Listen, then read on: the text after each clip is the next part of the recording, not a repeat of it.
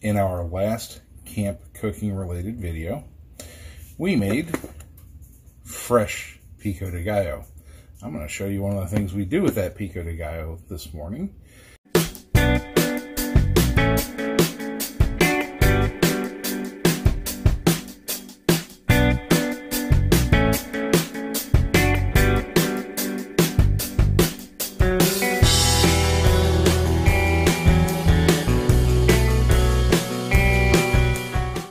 We're going to make chilequile. It's something we experienced at Cancun in Mexico. It was, this recipe is actually pretty close. I mean, there's some variation just because of ingredient availability. But what you need is your fresh made pico de gallo. You're going to want some street corn or street taco white corn tortillas, the little mini tortillas. You can use regular size corn tortillas. We use the minis because they're easier to cut up. Some Mexican blend shredded cheese. This thing's got Monterey Jack, asadero, and queso quesadilla. So it's a 3-cheese blend, comes from our local HEB. National brands have something similar. Kraft has something similar. Tillamook, if you can find it and your budget's happy with it, definitely has a fantastic 3-cheese blend. And of course, eggs. Because this is, after all, an egg dish. We're going to start off with a sharp knife and a clean surface to cut on. I'm just going to use a paper plate here for now. Going to go with about a half a dozen of these little tortillas. That should be about 2 or so regular sized tortillas. And I'm just going to cut this like this into quarters. I'm going to turn it. I'm going to cut the remaining part, again, into quarters.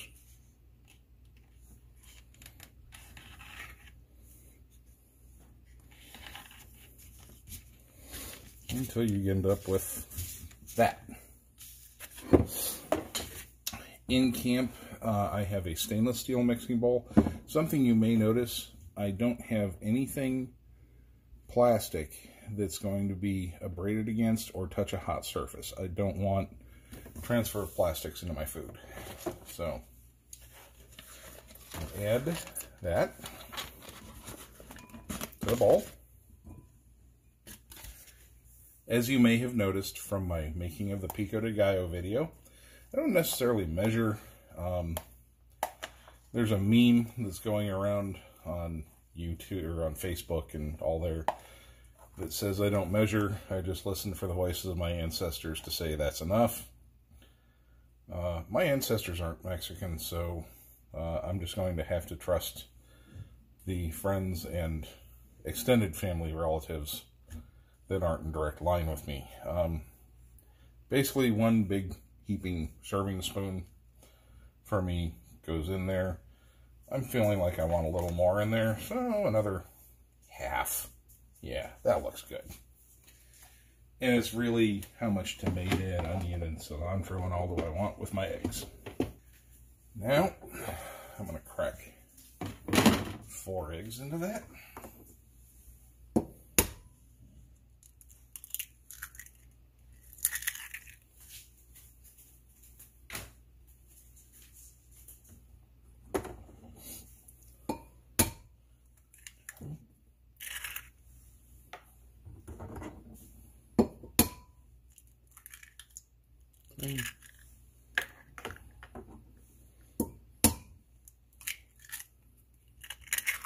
Four.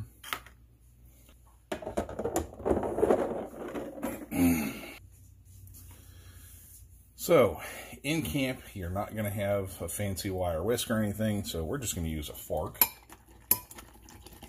And we're going to whip this up.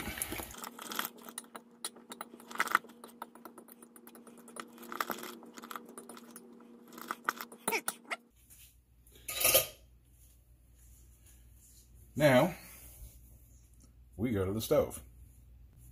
Obviously, I'm not using my camp stove. I'm not in camp today, and to be honest with you, the weather outside wouldn't permit me to set up, so I'm having to use the stove in the kitchen at home. Which also means that if I use my cast iron cookware on the stovetop, my wife's going to kill me. So, let's not do that. I'm using a copper-clad pan. And while this isn't the leanest meal ever, and if you have cardiac issues, you really may want to avoid it. But we're going to use butter, and we're going to use a good amount of it. It enhances the flavors. Mostly keeps the dish from sticking to the pan. Although this copper is supposed to do that. I don't know about anyone else out there. This is the second copper pan I've gotten. First one was a Copper Chef. I don't remember what this one is. It's Gotham. And the copper goes funny after a while and the pan starts sticking. I really did like the Copper Chef at first. Boy, when they work well, they work well.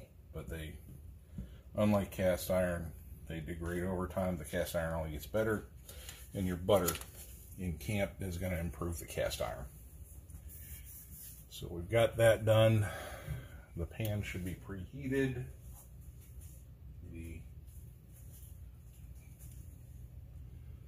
Let's see, I need a rubber spatula.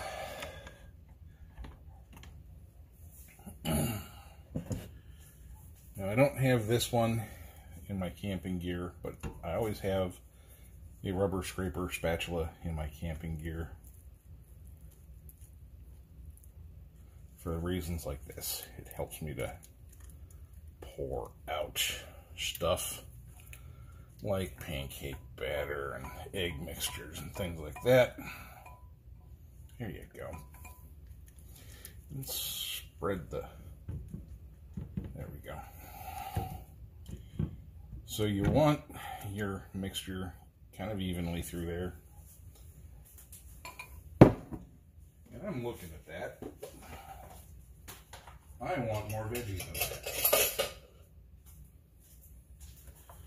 So, in we go.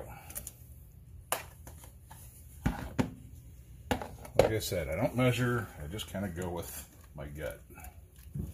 There we go. See, look at the color there? That's kind of what I'm measuring for. I want it to look like I got bits of veggie in every bite.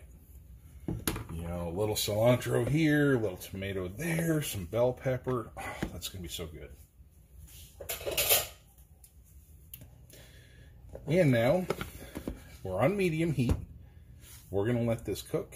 And I'm going to come back once it starts stiffening up. And we turn it, and I'll show you the next step.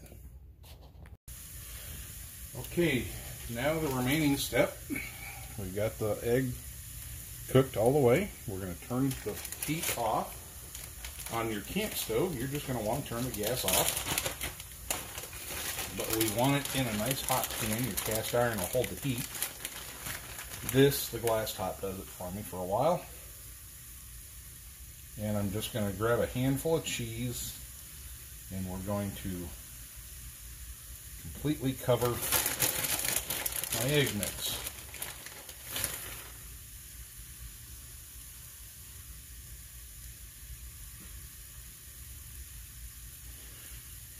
And we're going to let that melt. Okay, now we're all melty up. We're going to take this off the heat. I'm going to cover it. I'm going to let this rest for a minute. We want that to be served with a Mexican breakfast meat, dinner meat, that kind of thing. We can use chorizo. We can use fajita, either beef or chicken. My favorite, honestly, is barbacoa. I've got barbacoa heating in the oven.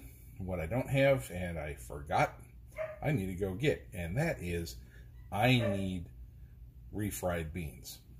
Got to have refried beans with this. Now you can serve this as a taco, you can serve this as just an egg scramble on a plate, but we're good to go. So that's it. You can adjust your portion size up or down depending, but that's it. Hope you enjoyed that, and thank you for watching my videos. Thanks for watching my video. If you liked what you saw, please click like, subscribe, and share my content. Please go back and watch the old stuff. There's a lot of good material there for you to enjoy. And like I always say, get out there, be busy, be safe, but most of all, be blessed. I'll talk to you later.